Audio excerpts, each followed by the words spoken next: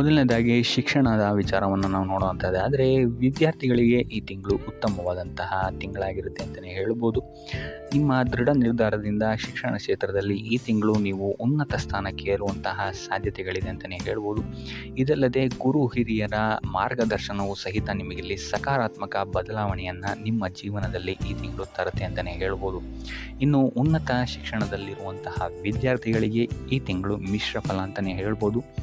ಆತ್ಮವಿಶ್ವಾಸ ಬೆಳೆಸಿಕೊಳ್ಳೋದು ನಿಮಗಿಲ್ಲಿ ಉತ್ತಮವಾಗಿರುತ್ತೆ ಅಂತಲೇ ಹೇಳ್ಬೋದು. ಸೊ ನೀವು ನಿರೀಕ್ಷಿಸಿದಂತಹ ಫಲಿತಾಂಶಗಳು ನಿಮಗೆ ಈ ತಿಂಗಳು ಹೆಚ್ಚಾಗಿಯೇ ಸಿಗುತ್ತೆ ಅಂತಲೇ ಹೇಳ್ಬೋದು. ಇನ್ನು ನೀವೇನಾದರೂ ಸ್ಪರ್ಧಾತ್ಮಕ ಪರೀಕ್ಷೆಯಲ್ಲಿ ಏನಾದರೂ ಭಾಗಿಯಾಗ್ತಾ ಇದ್ದೀರಾ ಅಂತ ಹೇಳಿದ್ರು ಸಹಿತ ನಿಮ್ಮ ನಿರೀಕ್ಷೆಯ ಫಲಿತಾಂಶ ಇಲ್ಲಿ ನಿಮಗೆ ಸಿಗುತ್ತೆ ಅಂತಲೇ ಹೇಳ್ಬೋದು.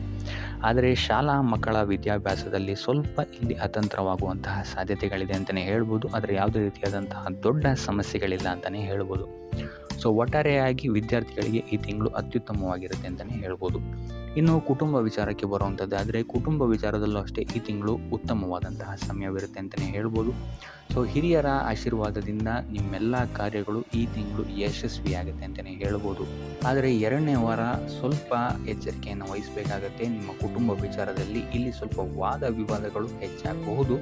ತದನಂತರ ಸ್ಥಿತಿಗತಿಗಳು ಸಾಮಾನ್ಯವಾಗುತ್ತೆ ಅಂತಲೇ ಹೇಳ್ಬೋದು. ಇದಲ್ಲದೆ ಈ ತಿಂಗಳು ನಿಮ್ಮ ಸ್ನೇಹಿತರ ಸಹಕಾರ ಮತ್ತು ಬೆಂಬಲ ನಿಮಗೆ ಹೆಚ್ಚಾಗಿ ಸಿಗುತ್ತೆ ಅಂತಲೇ ಹೇಳ್ಬೋದು. ಇನ್ನು ಮಕ್ಕಳಿಂದಲೂ ಸಹಿತ ನಿಮಗಿಲ್ಲಿ ಉತ್ತಮವಾದಂತಹ ಸುದ್ದಿಗಳು ಸಿಗುತ್ತೆ ಅಂತಲೇ ಹೇಳ್ಬೋದು. ಅವರ ಸಾಧನೆಯೂ ಹೆಚ್ಚಾಗುತ್ತೆ ಅಂತಲೇ ಹೇಳ್ಬೋದು. ಇನ್ನು ಮಕ್ಕಳ ವೃತ್ತಿ ಜೀವನ ಅಥವಾ ವಿದ್ಯಾಭ್ಯಾಸದಲ್ಲೂ ಸಹಿತ ನಿಮಗಿಲ್ಲಿ ಸಿಹಿ ಸುದ್ದಿಗಳು ಸಿಗುತ್ತೆ ಅಂತಲೇ ಹೇಳ್ಬೋದು. ಸೊ ಒಟ್ಟಾರೆಯಾಗಿ ಕುಟುಂಬ ಕ್ಷೇತ್ರದಲ್ಲಿ ನಿಮಗೆ ಈ ತಿಂಗಳು ಉತ್ತಮವಾದಂತಹ ಫಲಗಳೇ ಇದೆ ಅಂತಲೇ ಹೇಳ್ಬೋದು.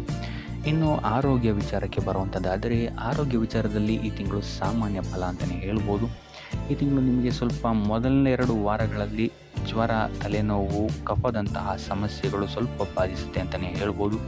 ಇದಲ್ಲದೆ ವಯೋವೃದ್ಧರು ಅಷ್ಟೇ ತಮ್ಮ ಆರೋಗ್ಯದ ಬಗ್ಗೆ ಹೆಚ್ಚು ಗಮನವನ್ನು ವಹಿಸಬೇಕಾಗತ್ತೆ. ಮಧುಮೇಹ ಅಥವಾ ರಕ್ತದೊತ್ತಡದಂತಹ ಸಮಸ್ಯೆಗಳು ನಿಮಗಿಲ್ಲಿ ಸ್ವಲ್ಪ ಬಾಧಿಸುತ್ತೆ ಅಂತಲೇ ಹೇಳ್ಬೋದು. ಸೊ ನಿಮ್ಮ ಆಹಾರದ ಬಗ್ಗೆ ಹೆಚ್ಚು ಗಮನವನ್ನು ಹರಿಸುವಂಥದ್ದು ಉತ್ತಮವಾಗಿರುತ್ತೆ. ಇದಲ್ಲದೆ ಕರಿದ ತಿಂಡಿಗಳಿಂದ ಹೆಚ್ಚು ದೂರ ಇರುವಂಥದ್ದು ಉತ್ತಮವಾಗಿರುತ್ತೆ ಅಂತಲೇ ಹೇಳ್ಬೋದು.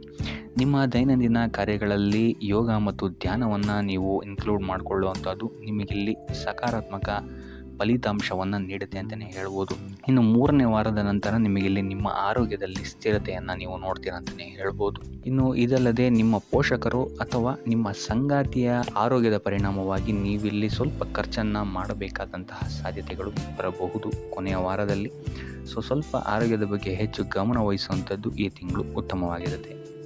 ಇನ್ನು ವೃತ್ತಿ ಜೀವನವನ್ನು ನಾವು ನೋಡುವಂಥದ್ದಾದರೆ ವೃತ್ತಿ ಜೀವನದಲ್ಲಿ ಈ ತಿಂಗಳು ನಿಮಗೆ ಅಷ್ಟಾಗಿ ಉತ್ತಮವಲ್ಲದ ಸ್ಥಿತಿ ಇದೆ ಅಂತಲೇ ಹೇಳ್ಬೋದು. ಯಾಕಂತ ಹೇಳಿದ್ರೆ ಈ ತಿಂಗಳು ನಿಮಗೆ ಅನಿರೀಕ್ಷಿತ ಬದಲಾವಣೆಗಳು ಹೆಚ್ಚಾಗಿ ಕಾರಣಕ್ಕೆ ಸಿಗುತ್ತೆ ಅಂತಲೇ ಹೇಳ್ಬೋದು.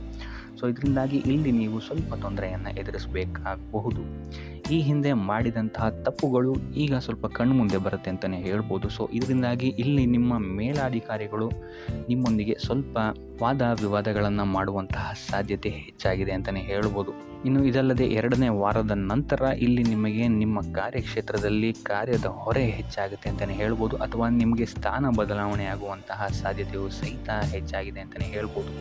ಸೊ ಇದರಿಂದಾಗಿ ಇಲ್ಲಿ ನಿಮಗೆ ನಿಮ್ಮ ಖ್ಯಾತಿ ಮತ್ತು ಸ್ವಾಭಿಮಾನಕ್ಕೆ ಸ್ವಲ್ಪ ತೊಂದರೆಗಳು ಬರಬಹುದು. ಸೊ ನೀವು ಆದ್ದರಿಂದ ಹೆಚ್ಚು ಪರಿಶ್ರಮವನ್ನು ಪಡಬೇಕಾದಂತಹ ಸಾಧ್ಯತೆಗಳು ಈ ತಿಂಗಳು ಇದೆ ಅಂತಲೇ ಹೇಳ್ಬೋದು. ಸೊ ಕೊನೆಯ ವಾರದಲ್ಲಿ ನಿಮಗಿಲ್ಲಿ ಸ್ಥಿತಿಗತಿಗಳು ಸಕಾರಾತ್ಮಕವಾಗಿ ಪರಿವರ್ತನೆ ಆಗುತ್ತೆ ಅಂತಲೇ ಹೇಳ್ಬೋದು.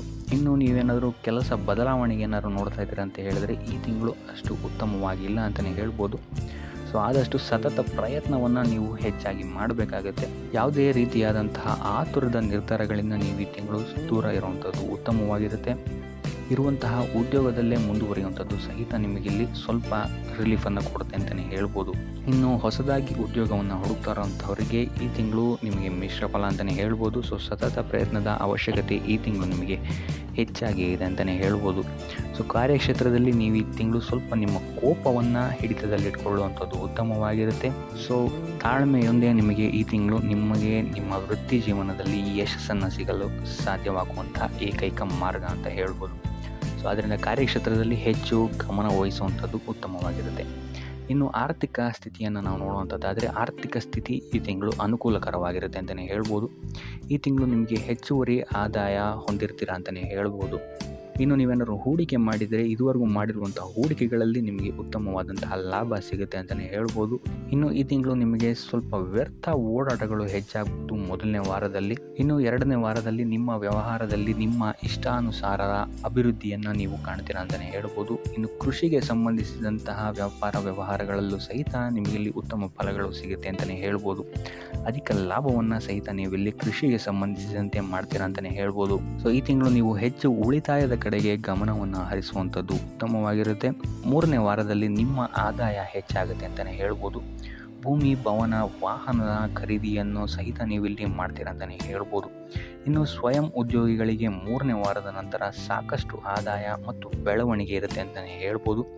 ಇನ್ನು ಪಾಲುದಾರಿಕೆಯ ವ್ಯಾಪಾರದಲ್ಲಿರುವಂಥವರಿಗೆ ಇದು ಉತ್ತಮ ಸಮಯ ಆಗಿರಲ್ಲ. ಸೊ ಆದಷ್ಟು ಎಚ್ಚರಿಕೆಯನ್ನು ನೀವು ವಹಿಸಬೇಕಾಗತ್ತೆ. ಇನ್ನು ಸಣ್ಣ ಹೂಡಿಕೆ ಮಾಡಿರುವಂತಹವರಿಗೆ ಈ ತಿಂಗಳು ಸಾಮಾನ್ಯ ಫಲ ಅಂತಲೇ ಹೇಳ್ಬೋದು. ಸೊ ಆದಷ್ಟು ಐಷಾರಾಮಿ ವಸ್ತುಗಳ ಮೇಲೆ ಖರ್ಚು ಮಾಡೋದನ್ನು ನೀವು ನಿಯಂತ್ರಿಸುವಂಥದ್ದು ಉತ್ತಮವಾಗಿರುತ್ತೆ. ಇನ್ನು ಉಪಾಯ ವಿಚಾರಕ್ಕೆ ಬರುವಂಥದ್ದಾದರೆ ಲಕ್ಷ್ಮೀ ವೆಂಕಟೇಶ್ವರನ ಪೂಜೆಯನ್ನು ಮಾಡುವಂಥದ್ದು ನಿಮಗಿಲ್ಲಿ ಸಹಕಾರಿಯಾಗಿರುತ್ತೆ ಅಂತಲೇ ಹೇಳ್ಬೋದು. ಅಥವಾ ಪ್ರಾಣಿಗಳಿಗೆ ಆಹಾರವನ್ನು ನೀಡುವಂಥದ್ದು ನಿಮಗಿಲ್ಲಿ ನಿಮ್ಮ ವೃತ್ತಿ ಜೀವನದಲ್ಲಿ ಮತ್ತು ನಿಮ್ಮ ವಿದ್ಯಾಭ್ಯಾಸದಲ್ಲಿ ಇರುವಂತಹ ತೊಂದರೆಗಳನ್ನು ನಿವಾರಣೆ ಮಾಡೋಕ್ಕೆ ಸಹಾಯ ಆಗುತ್ತೆ ಅಂತಲೇ ಹೇಳ್ಬೋದು. ಸೊ ಇದಾಗಿತ್ತು ಈ ತಿಂಗಳ ನಿಮ್ಮ ರಾಶಿ ಭವಿಷ್ಯ.